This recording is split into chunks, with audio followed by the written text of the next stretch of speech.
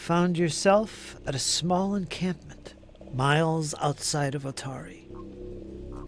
It's late, it's nighttime. The moon can barely be seen in the sky.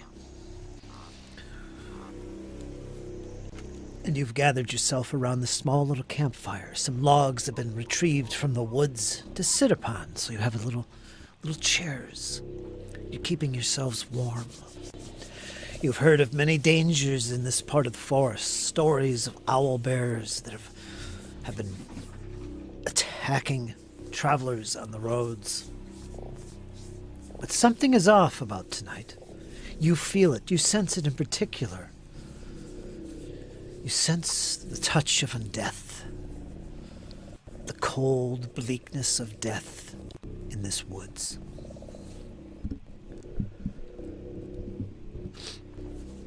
Although it's unsettling, it is also at the same time comforting for you. But noticeable nonetheless.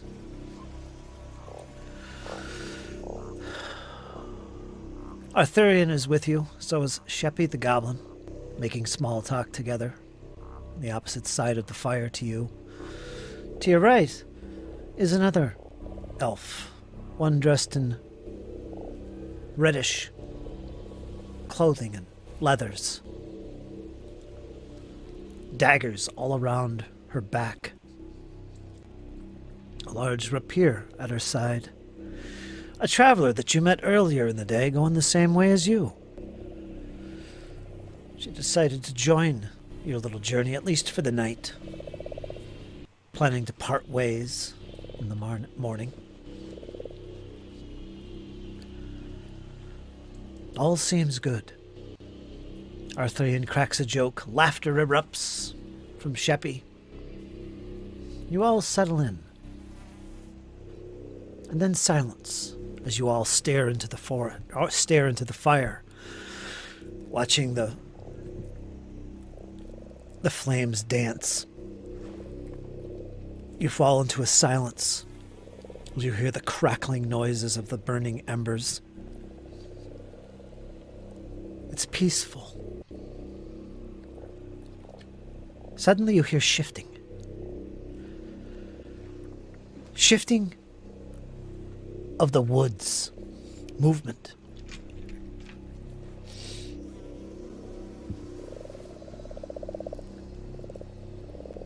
It's coming from your left, Elara. Go ahead and make a blind perception roll.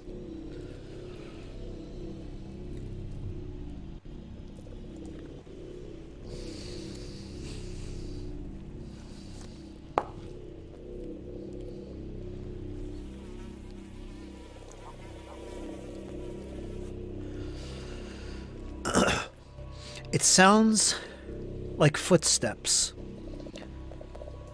and limbs breaking from those feet as they get closer.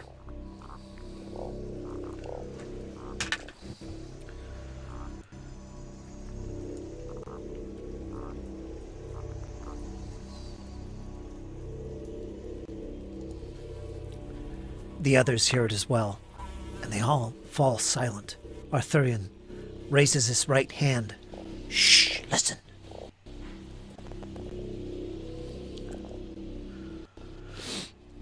Sheppy and your newfound friend Mauricio agree. Yes, there is something in the woods behind us. No, down below, behind you, Sheppy. It sounds like it's all around you. You hear the movement of the forest itself. Or is it something in the forest drawing near? Arthurian leaps up. The flames, the fire, it gives us away. Something is out there. I hear it now. And just then, you hear the sounds of moaning, groaning sounds. Sounds you're familiar with, Elara. And I'd like you all to roll initiative. As from behind you, Elara, something appears. So let's put everybody in the tracker. And you'll all be rolling perception.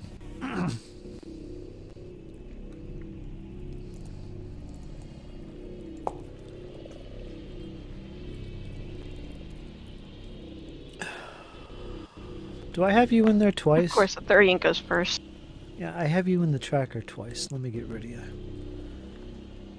Let's remove the second Elara. Now.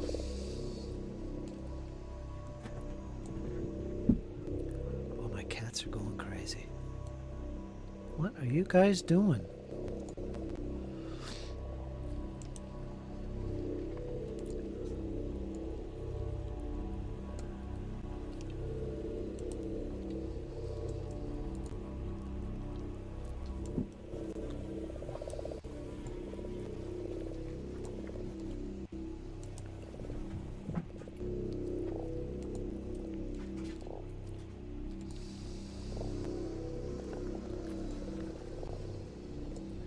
Oh, am I going first or is it Thurian? Let's see, I have to roll for the creatures. Okay. They haven't rolled yet. I make sure I get them all.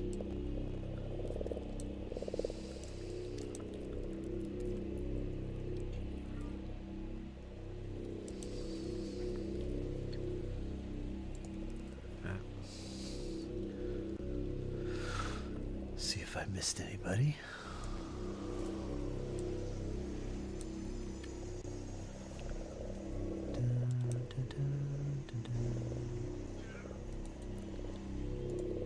Yes, I hear you. Alright, I think I got everybody.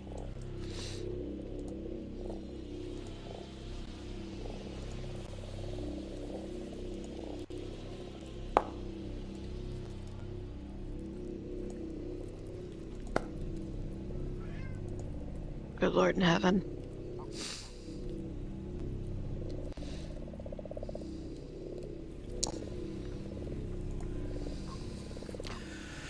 Click begin.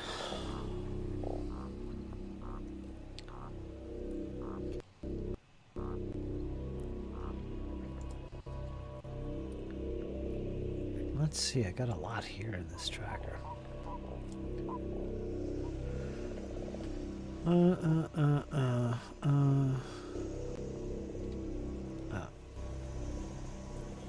I think that's all of them.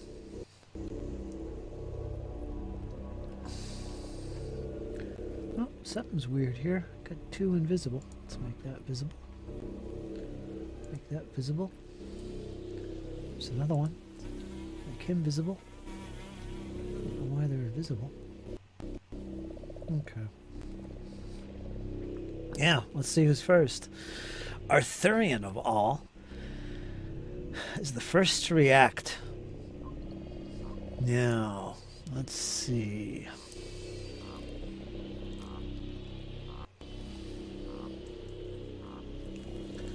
He's only going to have two actions. He's the first to notice, coming out of the woods behind you, Elara, is a creature. He also sees them coming from behind Mauricial, in the distance yet. Keep in mind, Arthurian has dark vision, as do you. You can see them as well on the map.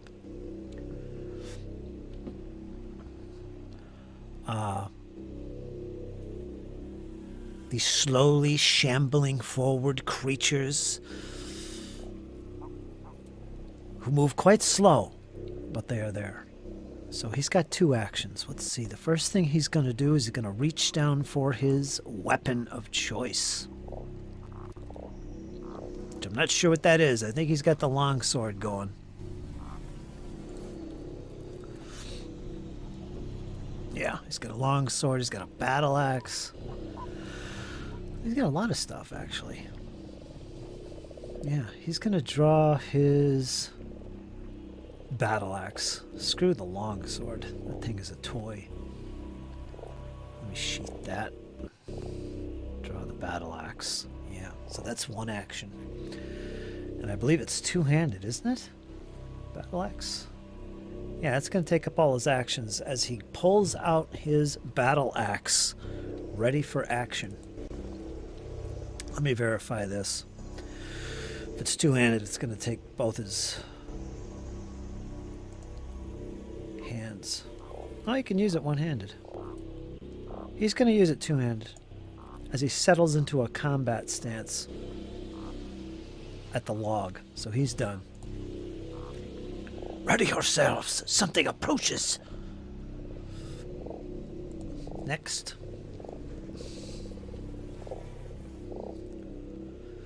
And then Sheppy's next. Ah, this is a new creature for me. Let me take a quick gander at him. He's big. You see movement from below Sheppy. From the southwest of the map, this very large creature, fleshy, appears.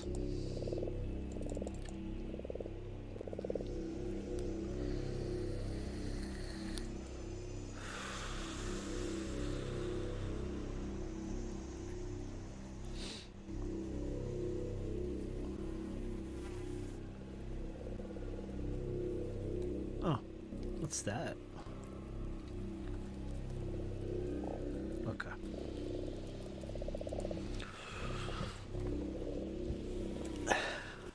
Okay, let's move him. He comes into sight. This big, huge hulk of a creature. Humanoid in appearance.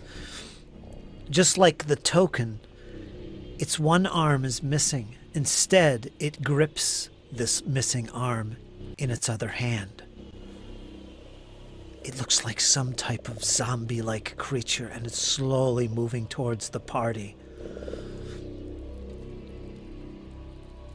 It moves right to within reach. Well, no, let me put him back. He moves up this far and stops, and it looks like he's about to strike at Sheppy with this arm that it had pulled from its shoulder, using it as almost a club. Next is Sheppy.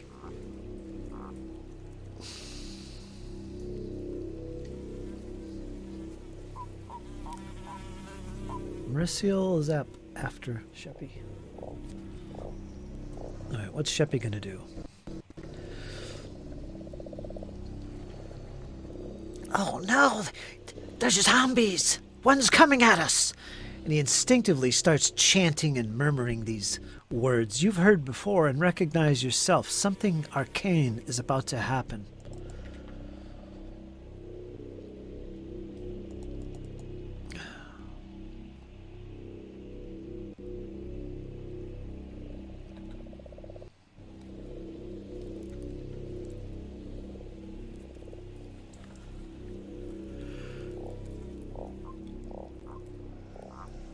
He is going to produce some flame.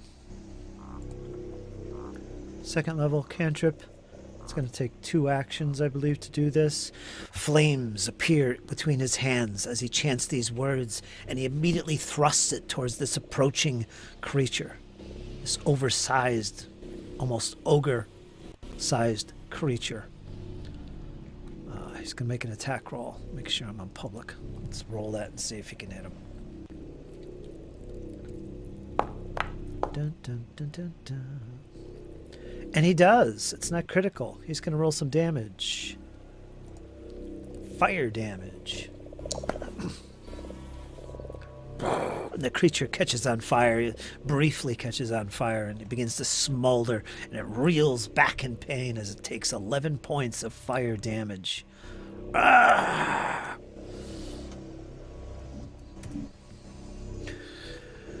And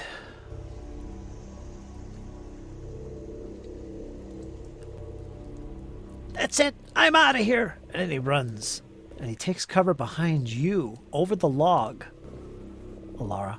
He hops over it like he's crouching down. He's done. Next up is Mauricio, this new elven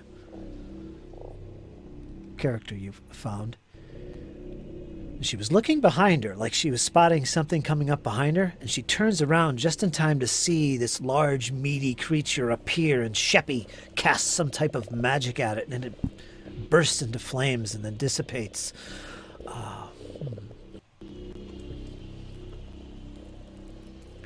They're coming from all sides. We must be careful.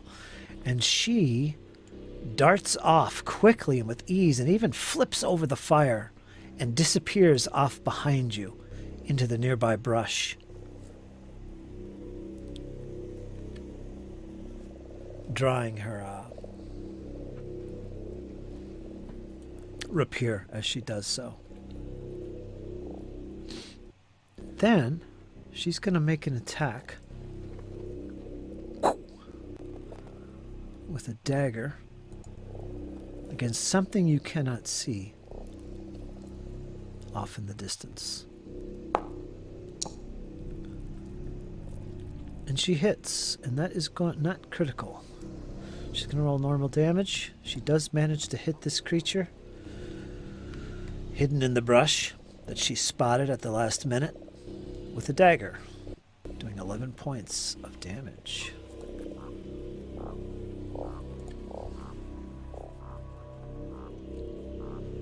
Whatever she struck, it makes no sound of pain or screams of agony. She's done. Next.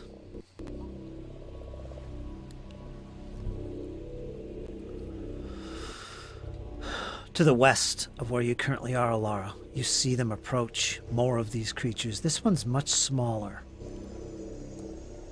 It slowly comes towards the fire. You've seen them before. They are fresh dead. They're zombies. And it slowly makes its approach up to the log before you have a chance to even react. It is almost upon you. You're up next. What do you do?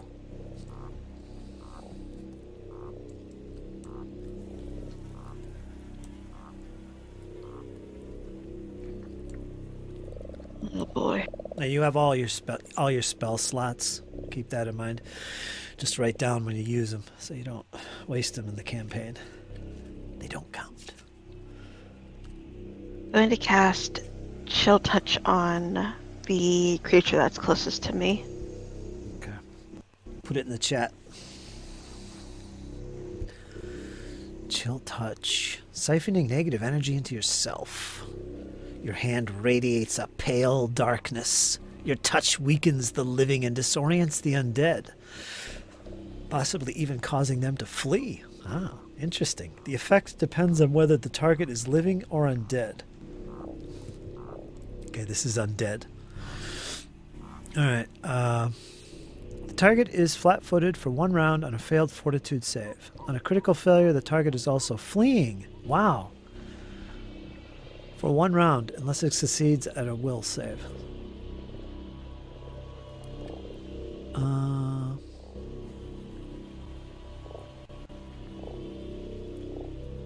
So I gotta make a fortitude save. Alright, so just make a fortitude save for this creature, I guess. DC is 19. Well, I'll keep these public. Or, yeah, I'll keep them public. Fortitude save. Let's see what he gets. 23. Alright, so he passed. That's the end of that. So you have 1 action left. Just unfazed.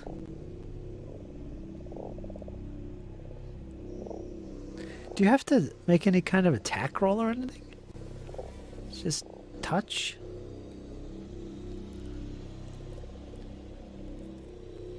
Range, touch. So you just gotta touch him. No attack roll or anything. Huh. Okay.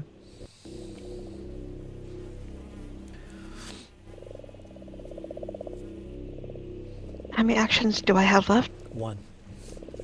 That took 2 actions.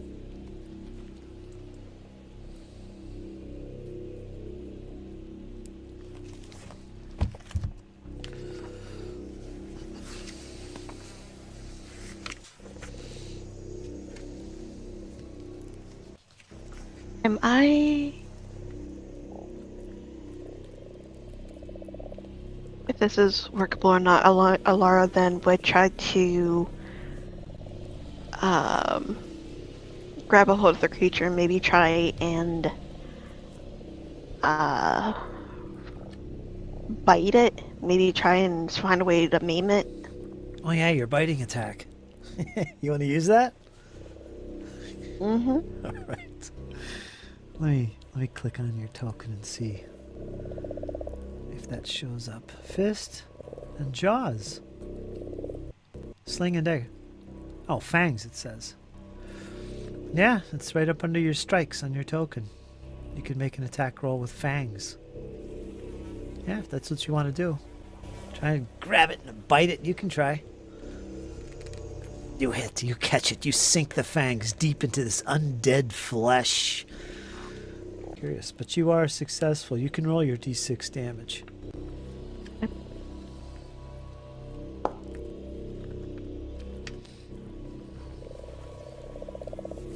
Five points. So, 5 points of damage. Interesting.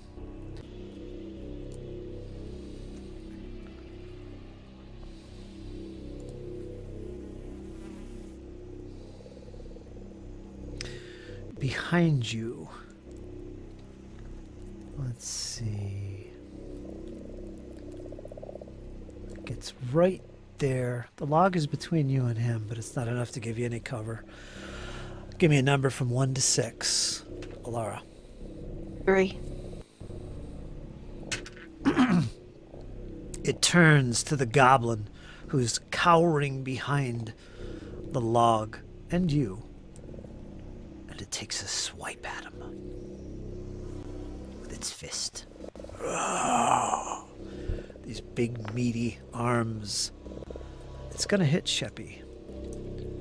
Sheppy's gonna take some damage.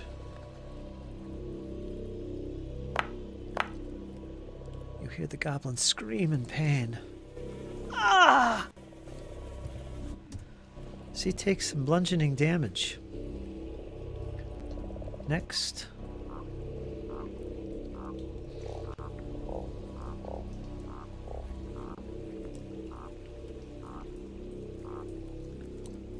There's no escape, Elara.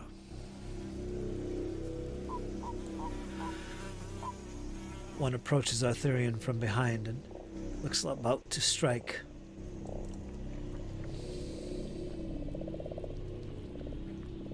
But there's more.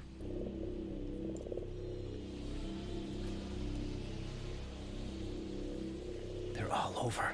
They surround us. They're approaching from all directions.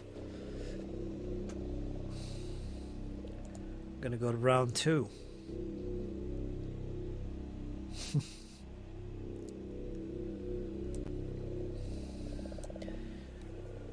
That's gonna be Arthurian.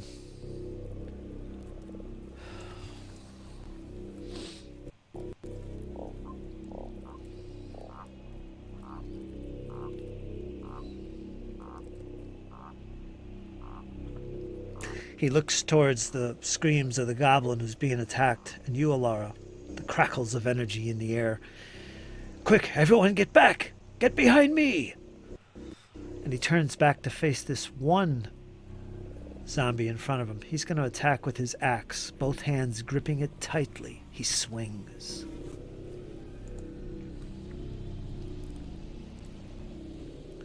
Battle axe.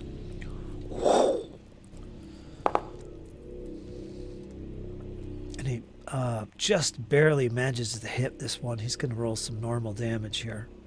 Slashing.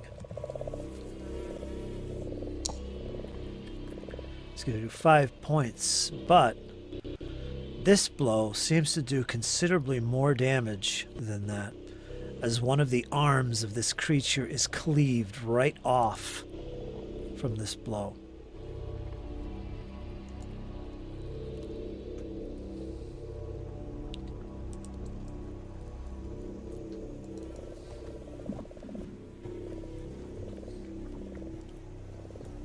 And falls to the ground.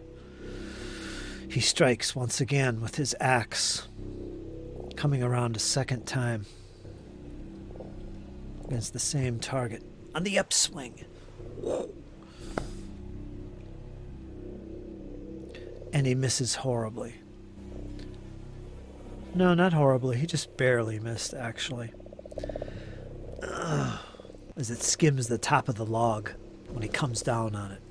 Just missing this creature.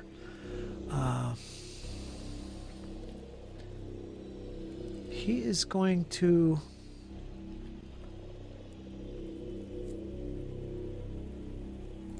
shuffle backwards behind you.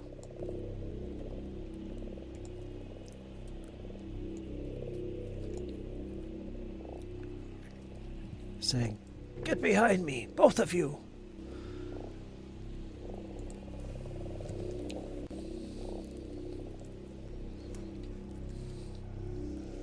And the big creature, the big, meaty, giant, ogre-like sized creature, holding its own arm as a club in its hand, begins to move forward towards the fire, towards Arthurian and you, Elara. Stepping into the fire itself, paying it no attention. And it swings with this big, meaty arm. Coming down on Arthurian. And it misses. Arthurian steps aside at the last second. Sheppy is next. Screaming in terror at these creatures all around us, attacking. He pulls itself away from the reach of this one creature in front of it. "Come, Elara, we must escape behind Arthurian." And he runs back into the brush. You could just see him. And as he does, he turns about with his hands outstretched once again. Electrical energy streams from his fingertips as he casts electric arc, lighting up the whole area around the camp, even brighter than the fire itself. Let's put that in the chat and cast some magic. That's going to call for a reflex save. He's targeting...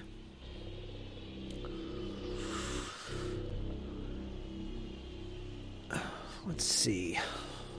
He's going to target the one that attacked him and then the one adjacent to him.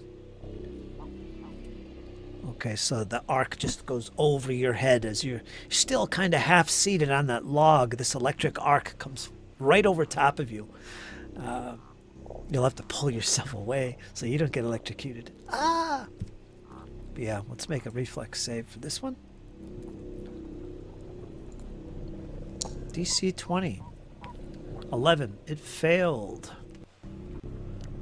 It's not a critical failure. Let's roll for this one.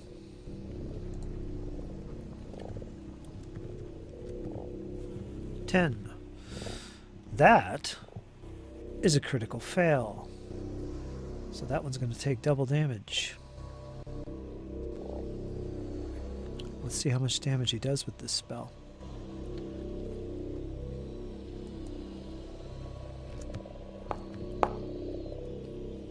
Nine points. So this one that attacked him is going to take 9. And... wow, I guess it's dead already.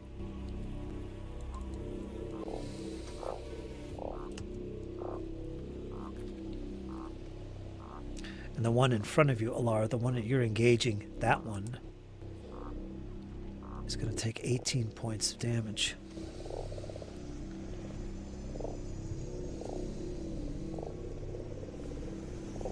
And they both collapse to the ground around you, kind of sizzling, and the smell of burned, rotting flesh hits your nostrils. So far, you're safe, Elara. Mariciel's next. Where did she go? There she is. She's off in the shadows.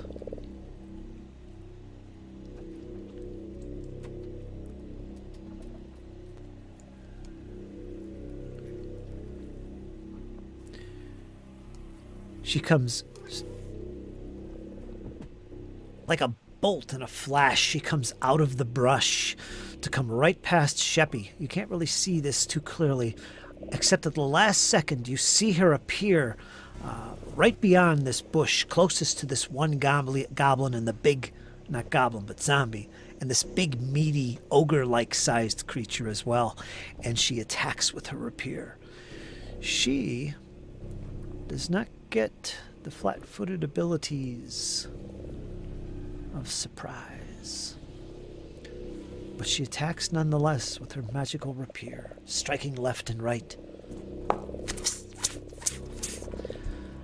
And she hits. That is going to be critical hit, and she's going to roll critical damage. She stabs this one zombie perfectly.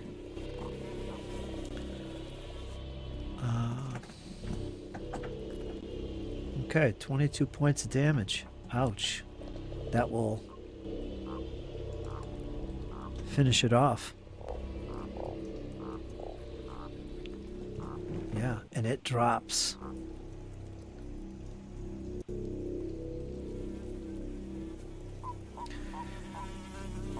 And she has one more action.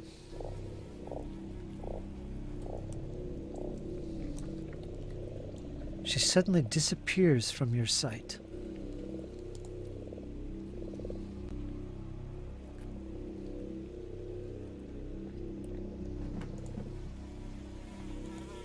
You're up, Elara. As these beasts, these creatures are falling left and right all around you. Your friends are holding their own. What do you do? He's gonna see the... Well, she's gonna look over at the tall undead creature. Turn, and she's going to cast Ray of Enfeeblement. Okay, put it in the chat.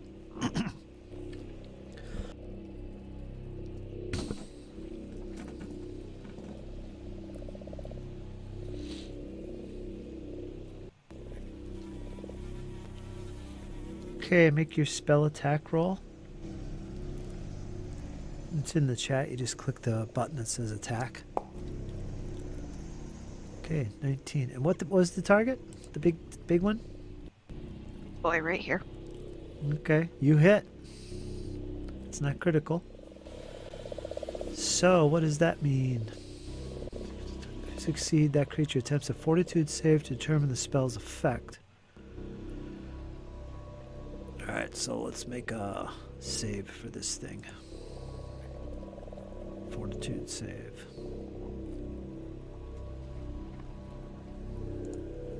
DC 19. 16! It fails. It's not critical. What does that mean? The target becomes enfeebled too. Okay. Let's put that on his token, and let me read enfeebled.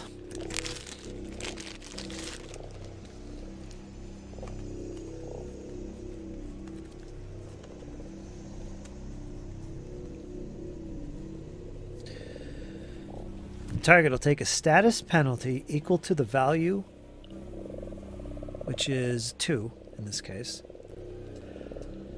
on strength-based rolls and DCs, such as melee attacks, damage, and athletics checks, things like that. So that kind of literally enfeebled him. I need a cane! He's got one. He's got that arm. Okay, that took 2 actions. You have 1 action left. She's going to move behind Arthurian. Okay. And now the end of my turn. Okay. Safe little spot. Arthurian's taken up a defensive posture with his axe well gripped as this creature approaches.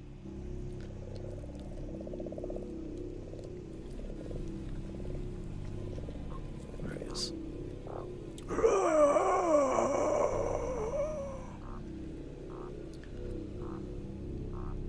And it gets to about here. It steps across the fire seeming to ignore the flames that lick up its legs, and it attacks Arthurian with a fist. A series of blows rain down on Arthurian from this creature as it grabs and reaches. He is struck, crying out in pain from the blow that strikes him in the side of the neck. And suddenly, the creature grips him tight. Arthurian is grabbed, as well as taking some damage. He's going to have to try and escape with an action. At this point, he cannot move. He can still attack. He just can't move. Damage. Let's roll some damage.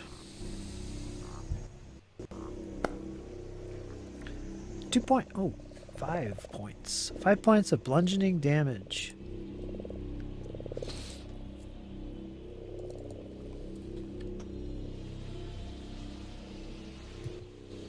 Not bad, not bad.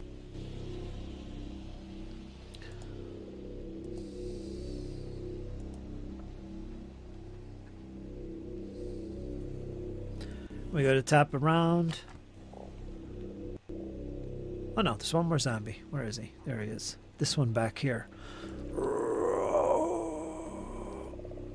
Steps forward and stops right here by Arthurian.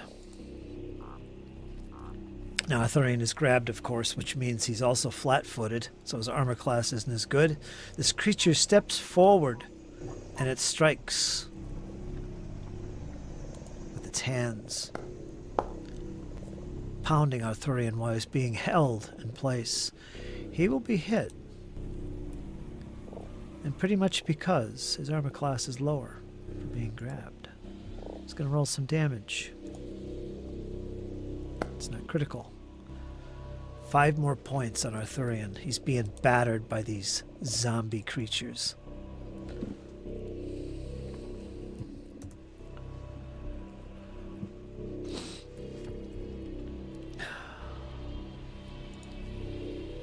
We go to round 3.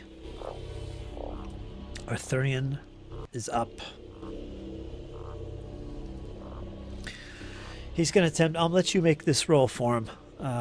Go ahead and make a d20. You want to roll high.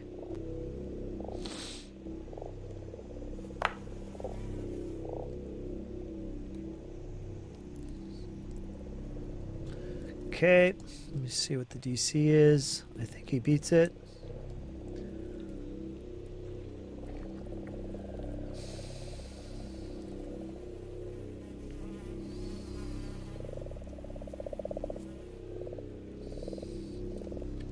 Yep, you beat it. He breaks free, just barely pulls himself out of the grip of this one zombie in front of him. But he doesn't hold back. He raises his axe once again, hoping for the best, and he lays into the zombie that just had hold of him with his battle axe. Second action, first attack. He's going to lay into him.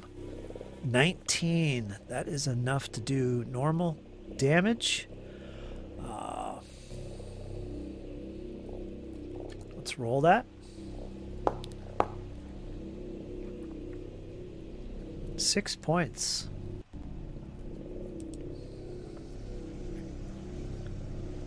However,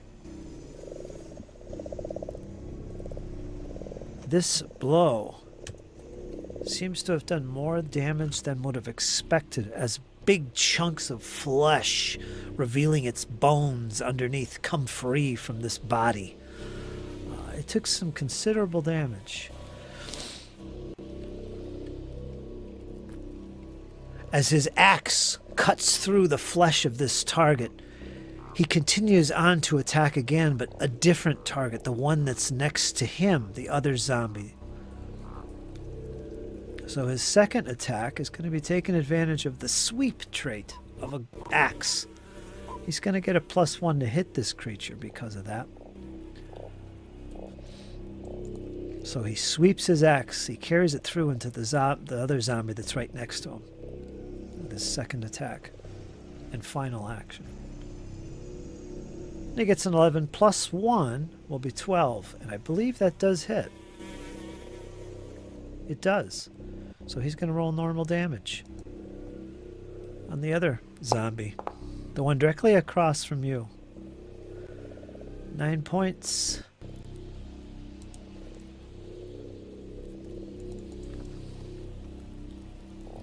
However, once again, this axe just cuts into the flesh and the arm of this creature, severing its one hand. So it's just dangling freely at the end. Just massive amounts of damage as the flesh just fall from this creature. Arthurian is done.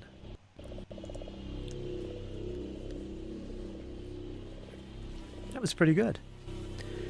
And it's then that the large ogre-like creature, also reeking of undeath, comes down on Arthurian, and he comes down hard.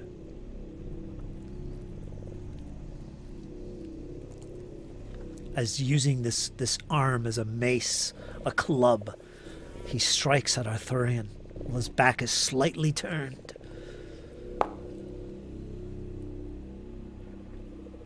And it's a 29, a natural 20.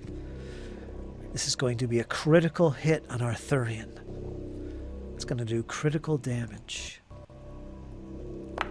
Attempting to cave the dwarf's head in. 24 points of damage on Arthurian is suffered. Arthurian groans in pain as this big, meaty, fleshy club hammers him not once or twice, but several times. Almost falling to his knee and dropping his axe, he recovers just in time to not do so. However, the creature once again strikes again with this mace-like arm. 16 does not hit Arthurian, who recovers just in time with his axe to block the strike of this big club, this meaty club. Sheppy is up next. Gee, I should have gave you control of another character. It's all me. You having fun? Uh-huh. Getting freaked out? Nope. Okay, I'll have to change things up a bit then. All right, Sheppy. Sheppy.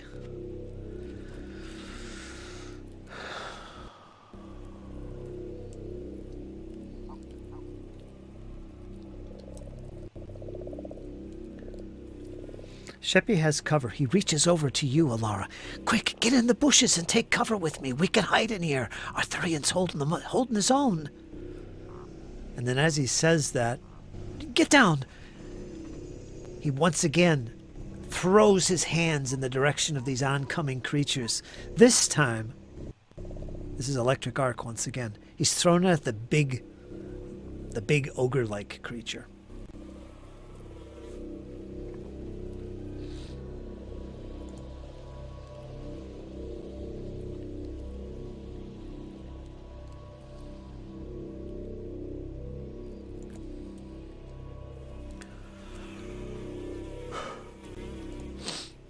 And the goblin, or the goblin, what am I saying goblin for? The ogre that's in front of him, or zombie that's in front of him, will also take the hit. So let's make some DC saves. We'll start with the big guy. DC 20. See if he can avoid this electrical arc coming at him. It's DC 20. He gets a 15. He fails. It's not critical. And the other target, the almost dead zombie,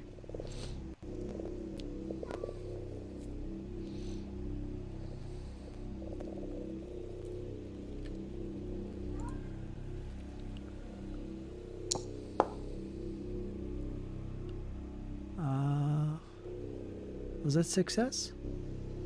No, that was failure too. So they both failed. So let's roll damage. Let's see what they get. 11 points of damage. Alright, let's put that on him.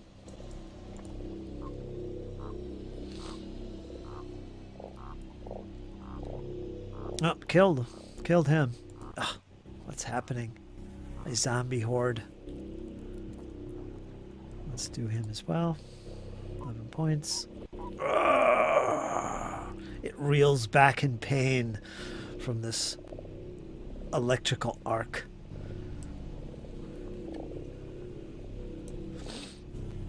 And he'll spend his last action to hide in the bushes. So he's going to make a stealth roll. We'll make this public.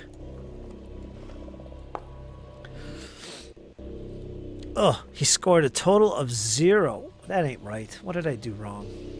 I just clicked on the wrong guy. Let's do this again.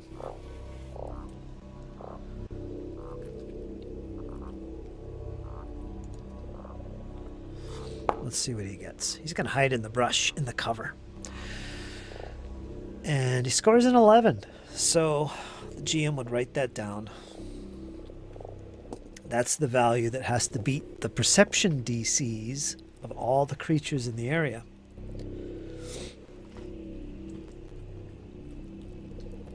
Not very good job at it. His butt's sticking up in the air. Even you can see him, Elara.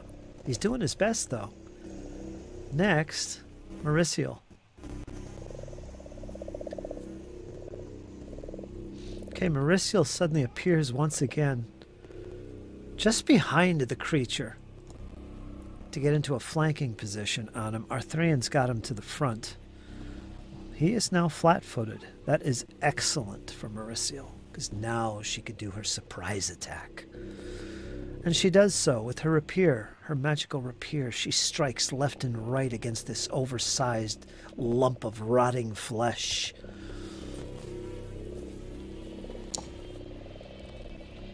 She gets a 17. That is, I can't see the number. That is hit, normal. She's going to do normal damage. She does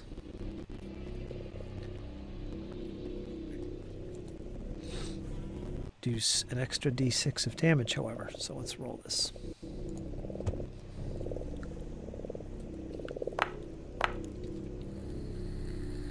Nope, didn't count it. Let me roll a d6 and add that. So she got 8 plus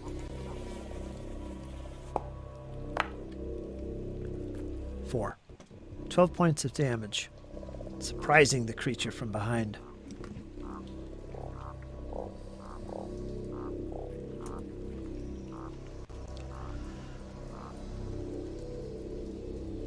Then she quickly darts out of sight once again. Elara, you're up next.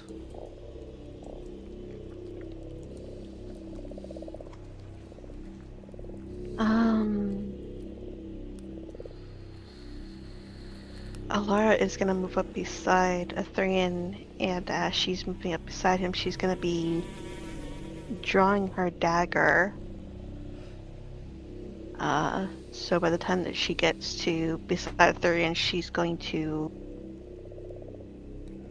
attack the zombie in front of her with her dagger. Okay, that's 3 actions. Go ahead and make an attack roll with the dagger.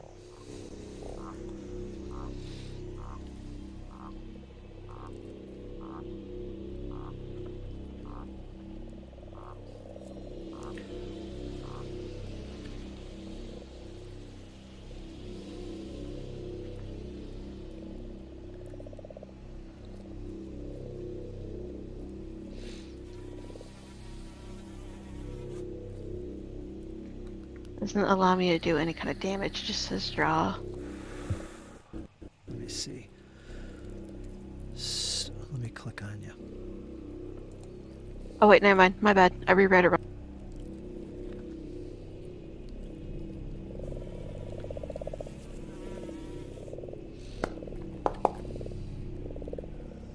You hit. Normal damage. as the piercing blade sinks into the creature. 3 points of damage. You cut into its arm and drag it across the flesh, tearing it open, revealing bones and rotting mucus. Rotting mucus? Rotting tendons. 3 points of damage.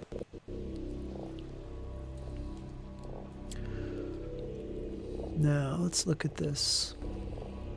Versatile. Now, you see where it has the trait versatile?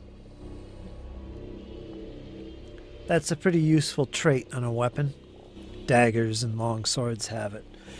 Before you make your attack, you can choose whether you want it to do piercing damage or slashing damage. The default is piercing. That's what the versatile trait represents. In this case, versatile S for slashing. You can do that instead of piercing, is what it's saying. Okay, so you did piercing damage on that creature.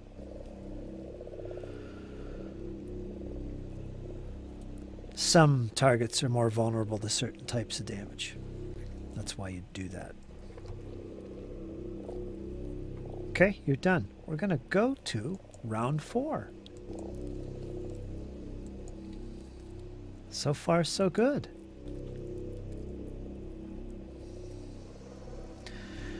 And when you're in combat and you're playing these combats, don't always think it's all just attack, attack, attack, move, attack, attack, move. There's a lot of things you can do. And more often than not, it's not beneficial to attack a third time. I know you get 3 actions, which technically means you could attack 3 times. It's not always the best choice to attack a third time. There's a -10 penalty on that, depending on the weapon. You can do a lot of other things. Like one simple thing you could do is do a recall knowledge to try and identify information about the creature that might reveal its weaknesses, vulnerabilities, or resistances or things. You have to get a good roll on that. But that's one thing you can do. There's other things like intimidation. Try to intimidate an opponent during the battle. Because if you're successful, that'll make him easier to hit for your friends or for your future attacks. And make his armor class lower. He's suddenly cowering from you. You know, things like that you could do. Not to mention other options available to you because of your class or your weapons. Sometimes you could trip an opponent, or your dagger can be used slashing or piercing. There's different ways to attack too. There's a lot of things you can do. So feel free to think outside the box and not feel that you're kind of pigeonholed to always just attacking, you know, because it's not always beneficial to attack, for instance, 3 times. 2 times, it's okay. 3 times, yeah, when you have to, if there's no other option useful in this case. There's nothing wrong with 3 attacks, just it's less likely to hit. So yeah. Let me look at our chat here real quick. Da-da-da-da-da-da.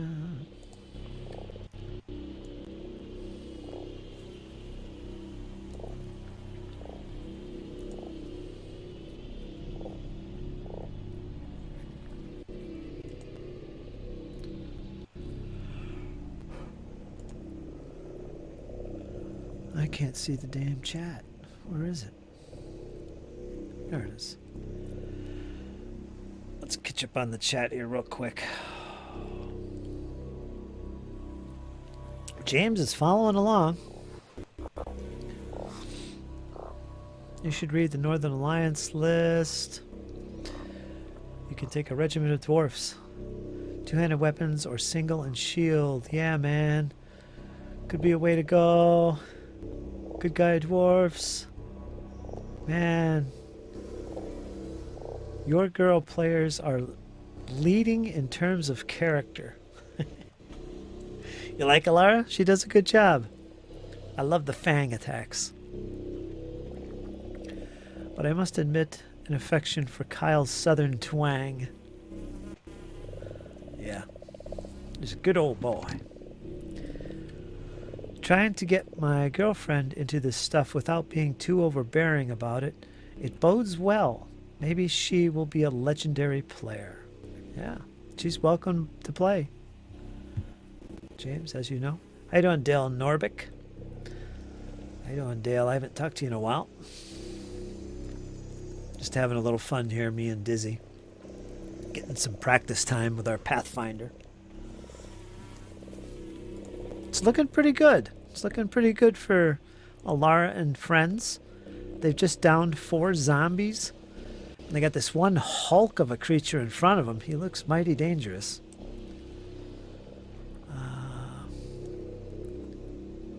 I thought I had 6 zombies to play with here, but I guess I only have 4.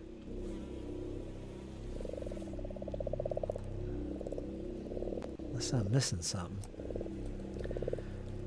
Oh yeah, there's a 5th one there. He's still up. Alright, let's go on. Got that one zombie right there in front of you, Elara. It's not good. It's not good. He's going to shuffle him. Oh, no, let's not do that. I've got a dwarven fighter in front of me. Give me a number between 1 and 6, Elara. Choose wisely. 5.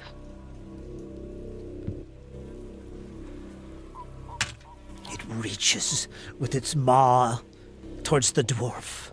It's going to try and bite and sink its teeth, yellow and broken, into the dwarf while its back is turned facing the large ogre-like creature. It attempts to bite him. Copying you, Elara, perhaps. It fails miserably. Its teeth shatter off the armor of the dwarf. It's going to attempt to strike him with its hands. Big, meaty hands. It fails. Arthurian has defended from the attacks. We're going to go to round 4. Starting with Arthurian.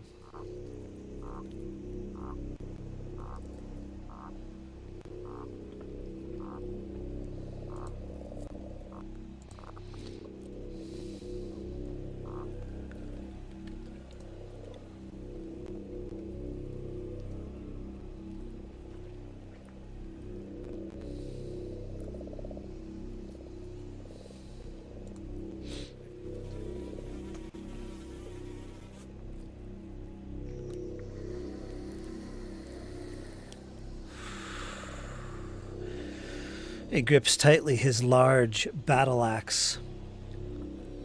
I told you to get behind me. Get out of the way. Don't approach these beasts. I will fell them. And he takes a big swing at the one in front of you, Elara, in an attempt to protect you from its claws. It's going to make an axe attack against this zombie. With a downward swing and a motion, he connects, severing one of its arms clean off, and then he returns back up on the upswing, and he catches it once again under the rib cage. It's going to be normal damage. However, it is a slashing attack that does a considerable amount of damage that literally cleaves the beast right in two, and you see in front of you this body with a sickening splash on the floor and over the log. Not the floor, the ground. Over the log, these 2 parts of this zombie just fall before you, Elara. He cleaved it in 2. And because he has the sweep trait, he's going to get a +1 on his next attack against the large ogre-like creature. Battle axes are wonderful weapons. And as he does so, you can hear under the breath of Arthurian, he starts to go into some chant that you're not familiar with in some language. Do you speak Dwarven?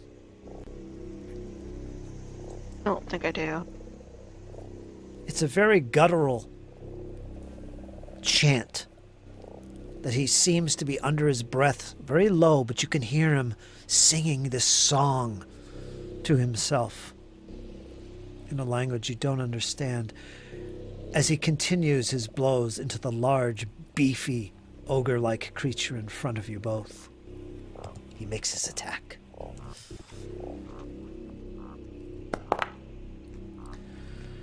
He scores a 16.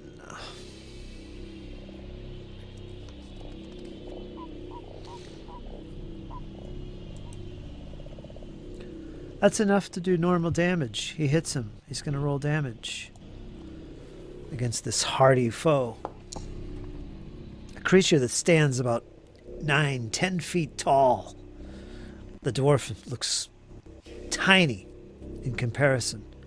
He only manages 4 points of damage. However, the axe once again seems to dig even deeper than would be expected through the soft, rotting tissue, severing muscles and tendons, and they snap and fall off from the skeletal body of this large creature.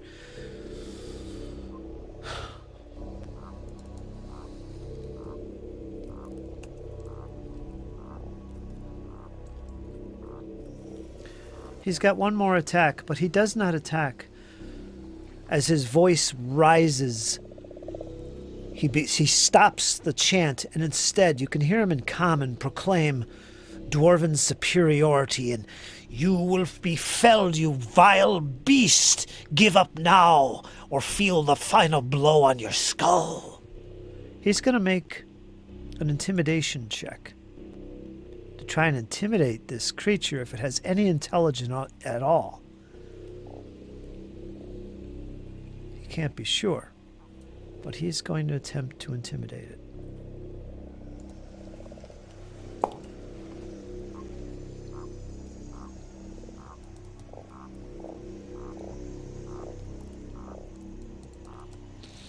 And he gets a 14 on that. And it doesn't seem to acknowledge his words. Instead, continuing its attacks after reeling in pain and flesh falling from it, it continues to come at the dwarf with this fleshy club, its own arm.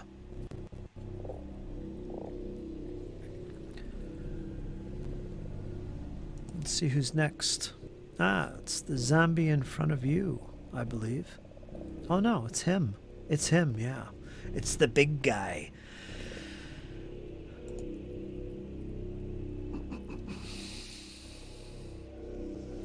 And he's going to rain down on this dwarf a series of blows from this fleshy club. That's a critical hit. Arthurian is stricken severely.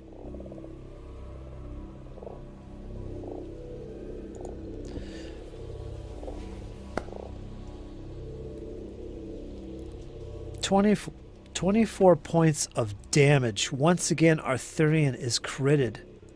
And sadly, after making threats, he crumples under the blow. A particular blow that landed atop his head. His helm falls to the ground. His shoulders sink in as his head goes into his body, and he just crumples to the ground motionless. He is dying too.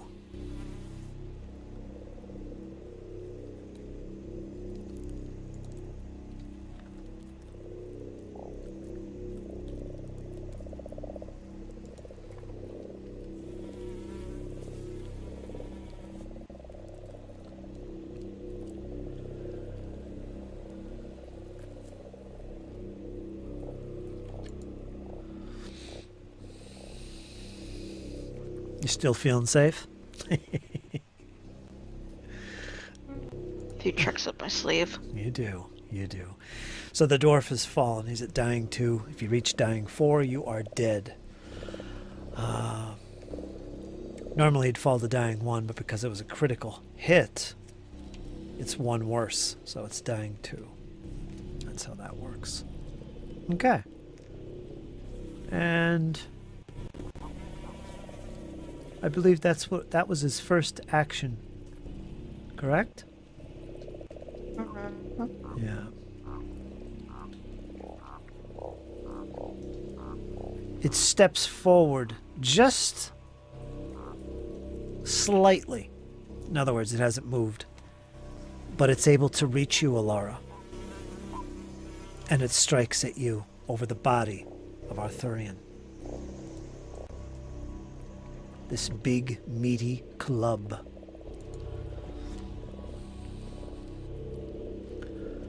$21. That hit. He's going to roll normal damage. If Arthurian did anything, he angered the beast. You're going to take 7 points of bludgeoning damage as this wet club strikes you over the shoulder and arm and into your chest, almost caving your chest in. You reel from the pain. It's done, and Sheppy is next. If you remember, Sheppy was hiding in the brush. He pops his head up. Foolish dwarf, we're all going to die. Where is that rogue of ours? He's going to start chanting arcane words and make gestures with the hand once again. Let's see what he can come up with this time. Let's see what else he's got.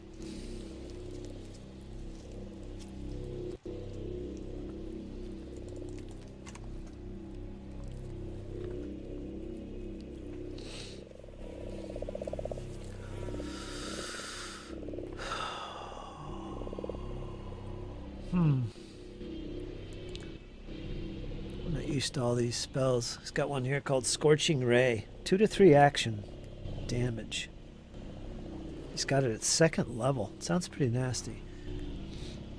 You fire a ray of heat and flame. Make a spell attack against a single creature. On a hit, the target takes 2d6 fire damage. Yeah, I think he's going to use this. Let's put this in the chat. It's called Scorching Ray.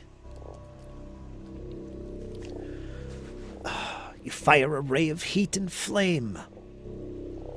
On a hit, the target takes 2d6 fire damage. And on a critical hit, the target takes double damage. Okay, that's pretty good. For each additional action you use when casting the spell, you can fire an additional ray at a different target, to a maximum of 3 rays targeting 3 different targets for 3 actions. These attacks each increase your multiple attack penalty, but you don't increase your multiple attack penalty until after you make all the spell rolls for Scorching Ray. Gotcha. If you spend 2 or more actions casting the spell, the damage increases to 4d6 fire damage on a hit. And it still deals double damage on a critical. He's going to spend 2 actions to cast this on the big guy. So he'll do 46 damage on this. And any attacks after that will have a -10 penalty because the multi-attack penalty.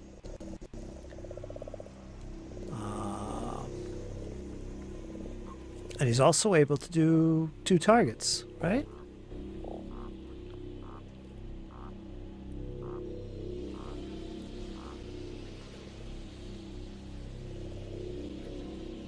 Yeah. 2 actions, 2 different targets, 46 damage each. Wow. Is that right?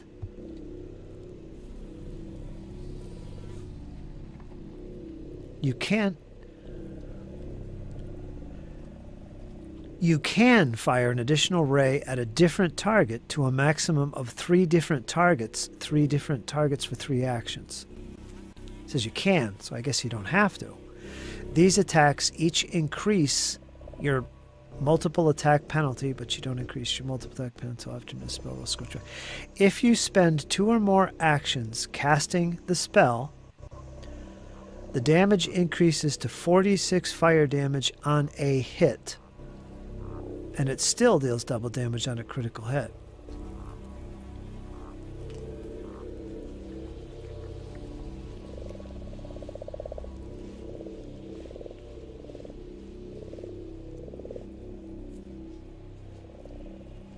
2 or 3 action damage.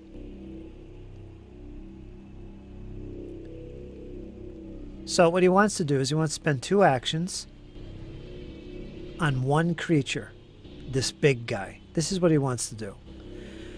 Now, instead of firing at another target, I want it all to go on him. So that gives me the 46 damage on him.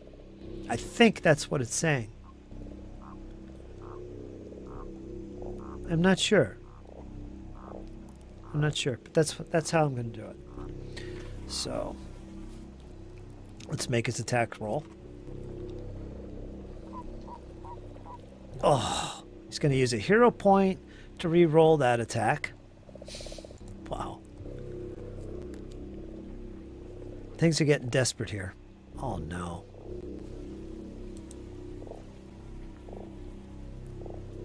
He got him. It's not critical. So he's going to hit him. There's no save. It's just 46 damage. I believe I'm doing this correctly. Regardless, it's all on him. Let's roll some damage. 46. Fire damage erupts on this big fleshy Hulk. Barbecue tonight, he screams. And he does 5 damage, which actually should be 2d4. So let me roll 2 more d6, because it only rolled 2.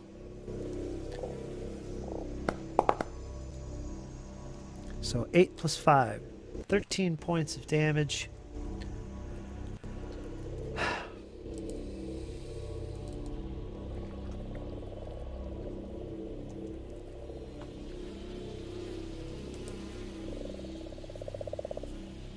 Nope, that shouldn't have happened. I shouldn't have killed him. Damn it. I think he had this. Sorry, I made a mistake here. I gave him like 113 damage.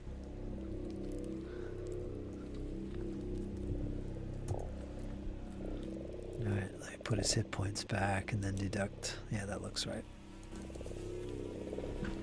Minus 13.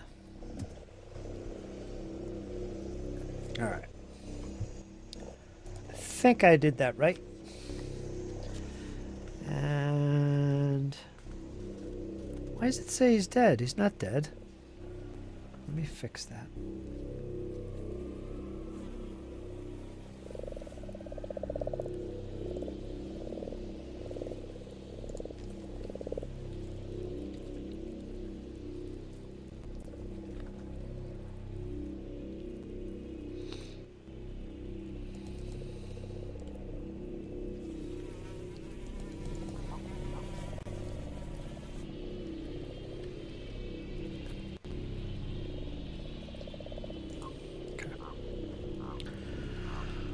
Alright, so these flames just erupt. That was nasty. Scorching ray. A scorching ray of heat and flame just pierced this creature. Mauricio is up next, who's now currently hiding in the brush, or trying to.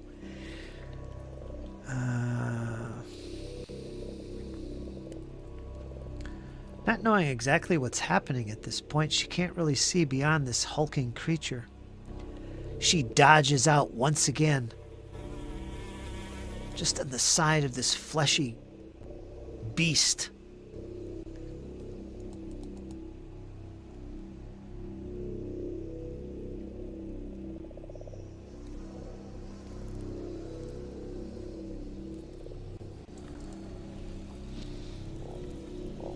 And he's no longer flat-footed because Arthurian went down.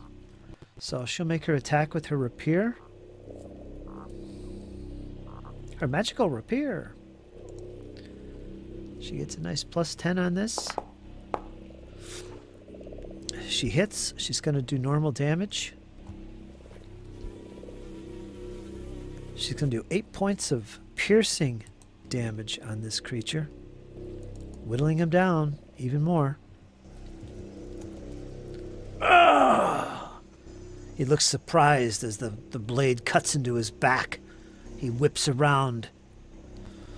She has one more action. She darts off.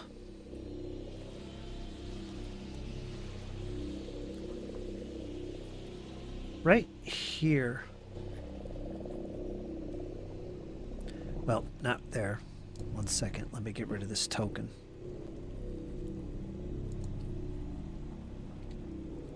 Let me get rid of this one zombie.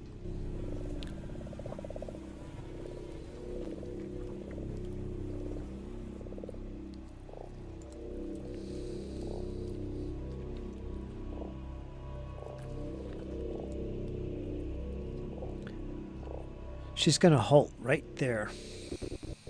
Okay? Giving you a flank position, so he is actually flat-footed. You are up next, so you'll get a bonus to your attack. It attempts to distract the creature. And you are up next, Elara. What's going on?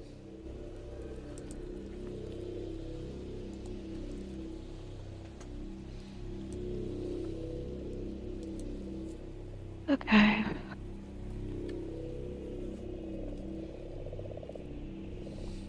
She's gonna make another attack with her dagger. See if she can try and drive it deeper into the zombie. Maybe either try and go for the heart or possibly go for the brains. Try and get the shut down. Do you want to use slashing or piercing damage? Piercing. Okay. Go ahead and make an attack roll. Armor class 12.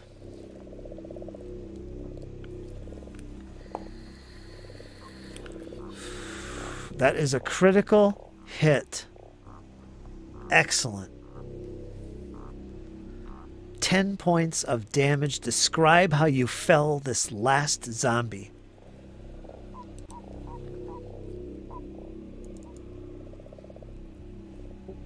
Ripping her dagger back after managing to stick it, she just brings her arm back as far as she can, and without even hesitation just drives it down deep into the head of the zombie, just wiggling it back and forth and rips it back out. Ugh. Give yourself an extra hero point. You might need it. Excellent. You have 2 more actions.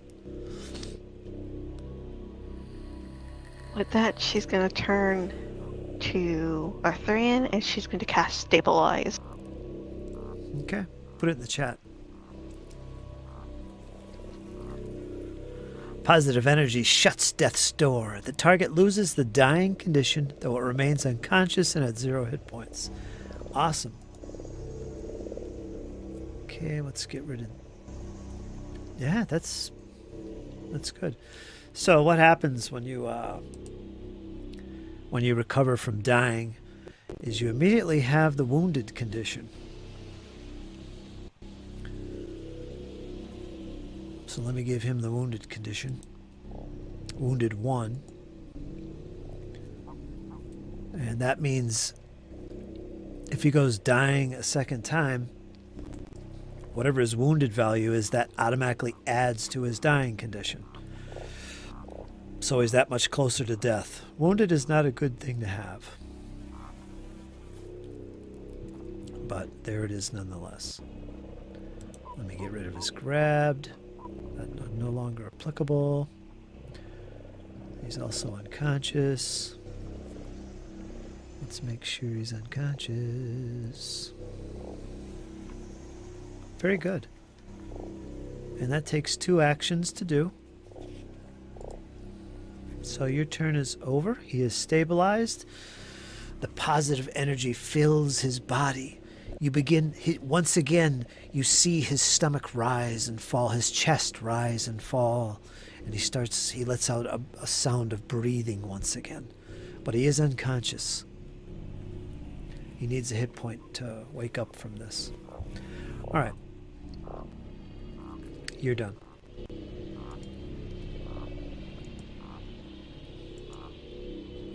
dwarf is gonna get us killed, says Sheppy.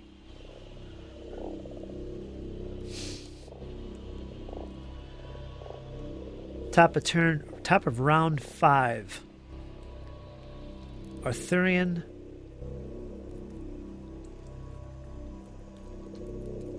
Arthurian is first.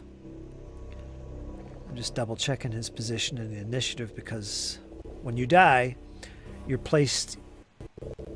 Your initiative order changes to 1 above the creature that killed you or felled you.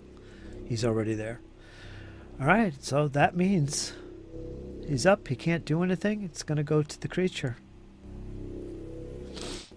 Likeable. I don't know how likable he is. He starts to stumble a little bit. He looks near death. All right. Give me a number from 1 to 6, Elara. 1. You are lucky tonight. 3 times tonight. Its gaze shifts away from you, Elara, just briefly as this elf suddenly comes into view. It was flanking there. And he seems to be drawn to her. And he roars. And with that, he reaches back with this big fleshy club of an arm that he has. And he takes a swing at her. Let's see if she can nimbly dodge the blows.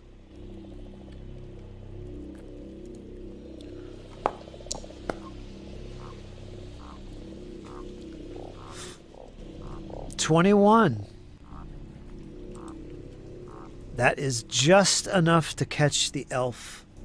Her nimbleness was not good enough. Let's see what he gets for damage. This will be bludgeoning nastiness. 15 points of damage on the elf. Ah. She almost falls to the ground from the blow, but he's not done. Give me a number from 1 to 6. Elara, let's see how lucky. Let's see if your luck holds out. And as the meaty club whiffs past the elf and slams into her and continues on, almost like Arthurian's axe, it comes in your direction. Elara, you're about to be struck. Do you get out of the way in time? We shall see.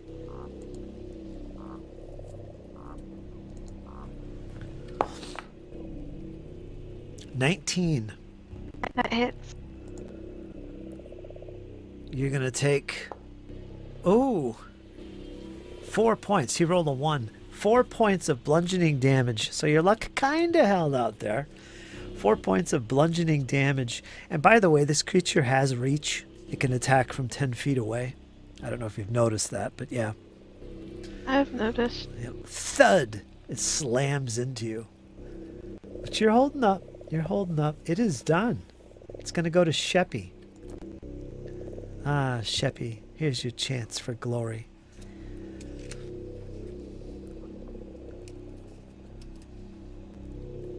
I will distract him. And suddenly he disappears from the brush. He rushes out.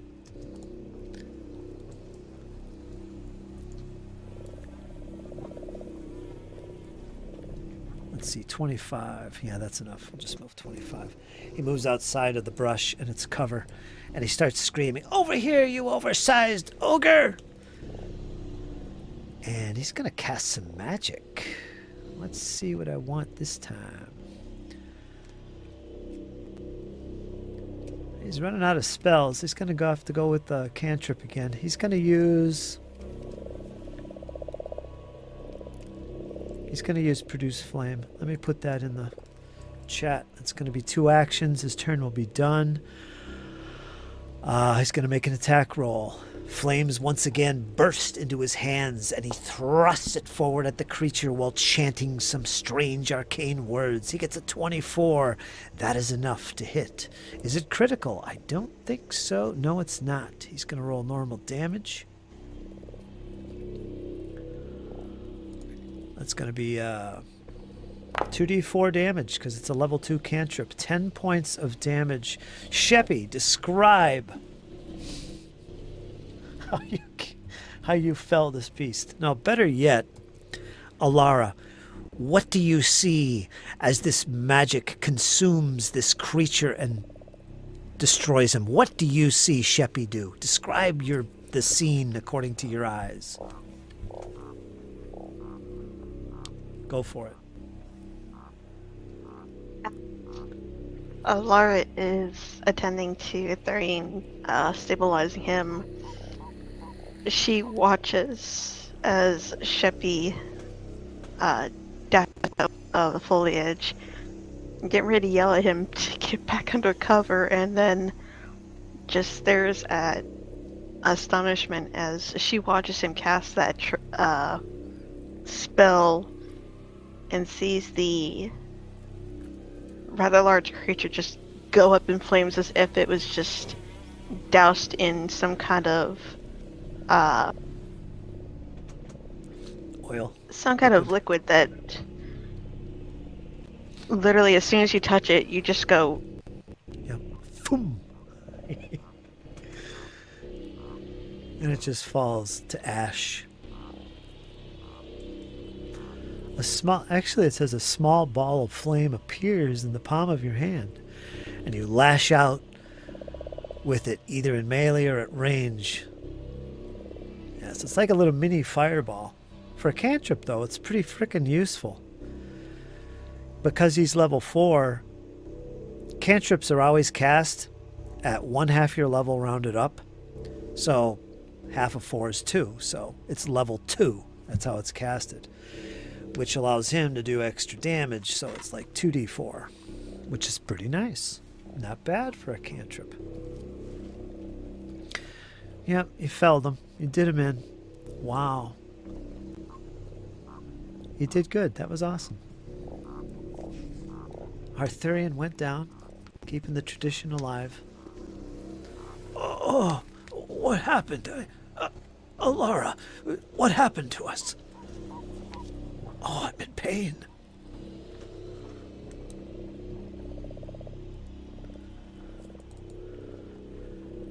We'll assume he got some healing. Go ahead. Yeah. She just basically explains to him what happened and just trying to keep it simple as she's trying to help him remain stable. 2d8 plus 5 hit points.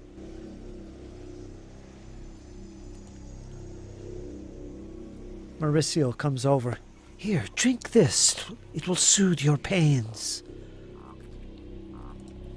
And she pulls out this little red liquid in a vial and pours it down the throat of the dwarf. First he seems reluctant, but then it goes down and it feels good. The positive energies fill his body, pulse through his veins. He gets 19 hit points back from that wonderful elven brew. So he's back in action. Okay. All right, that was our battle. That was pretty good.